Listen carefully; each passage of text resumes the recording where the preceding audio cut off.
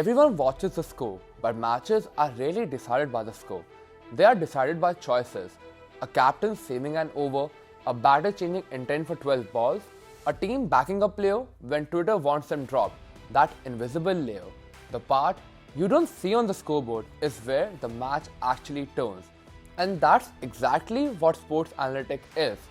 So at NIIT, this channel isn't about reacting to the future of learning. It's about building the thinking that creates it. We do that in technology, we do that with AI, we do that with data, and in this series, we are doing it with sport, because if you can learn to think like an analyst in cricket, you can learn to think like an analyst anywhere. So welcome to the NIIT Sports Analytics series. So now let me ask you something, okay? When you watch a cricket match, what are you really watching? Runs, wickets, strike rate, economy, but the real game is underneath that.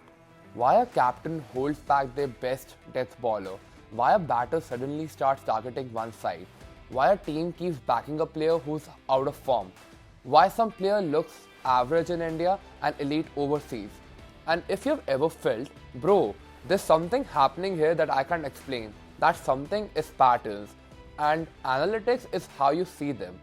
In first video, I'll break down 4 things: what sports analytics actually is, what it is not, how it's used in cricket with a bit of football context, and what you will build across this NIIT series project by project. So, what sports analytics really is? So, sports analytics is a broad field. It's not just Excel, it's not just Python, and it's definitely not predict tomorrow's winner. At its core, it's simple. Sports analytics is using data to make better decisions. In cricket, that means decisions like who should open in the power play for this pitch, which bowler should bowl the 17th, not the best bowler, the best matchup, which batter should target which boundary based on the field placements, how training changes between format, test versus ODI versus T20, how teams plan for tournaments and not just one match. After Moneyball, people thought analytics means numbers replace intuition. Reality is the opposite. Analytics supports intuition with evidence. Same data, better questions, better choices. So the first and the most important type is a team performance analytics. And this is the analytics that helps teams win more matches. So because fans say player X is inconsistent, an analyst asks, inconsistent where? Is player X struggling against high pace or slower cutters? Is it early overs or death overs? Does performance drop under scoreboard pressure? Is it technique, shot selection, or a specific matchup? And this is where cricket gets interesting. A batter averaging low overall might still be gold in one phase, like over 7 to 10, when the field spreads and strike rotation matters. A bowler with a high economy might still be your best option against left-handers or on one specific purpose. A player failing in India might look like a different person overseas because bounce, pace, and boundaries change the game. Analytics doesn't judge emotionally, it judges rules, context, and probability. In football, the same thinking shows up differently. Pressing intensity, not just tackles. Shot quality, not just shots taken. Positioning, not just distance covered. Different sport, same analytical mindset. So the second type is prediction focused analytics, and this includes fantasy sports, probability models, simulations, and yes, betting models too. And here's the truth most people don't say out loud. A good model doesn't guarantee the right outcome, right? It improves decision quality over time. So if a team has a 65% win probability, they still lose 35% of the time. Analytics respect uncertainty, it doesn't sell certainty. And in this series, we'll touch prediction carefully because our goal isn't hype. Our goal is understanding risk, reasoning, and decision making.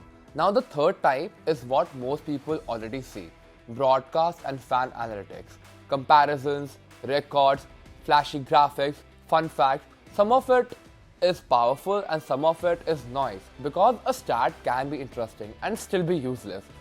Best score against Team X means nothing if you don't know the pitch, phase, match, situation, or opposition attack. A good analyst always asks one question: is this stat actionable or just entertaining? And in this series, you learn to separate signal from noise. And the fourth category is sports analytics products, tools used by teams, coaches, analysts, broadcasters, and even fans. And this is where skills like Python, SQL, visualization, dashboards, data pipelines becomes real. Even if you don't work inside a franchise, your work can still influence how decisions get made because the industry, it runs on information. Now, let me be very clear about what NIIT series is and it's not. So this is not a stats crash course, a Python only tutorial, predict IPL winners content. This series is about learning how analysts think.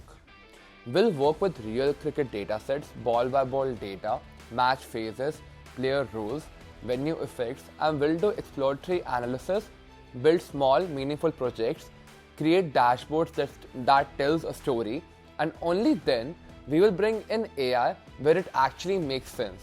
So cricket is the main focus, football will show up occasionally to expand your thinking and not distract you. One honest message if you're learning this seriously: sports analytics is competitive and everyone loves sport, everyone wants to do it professionally. Very few commit to the boring part, learning fundamentals and building consistently. So you don't start at the top, so you start by learning basics, building projects, publishing analysis, taking feedback, improving every week. And this isn't something you finish, it's something you grow into.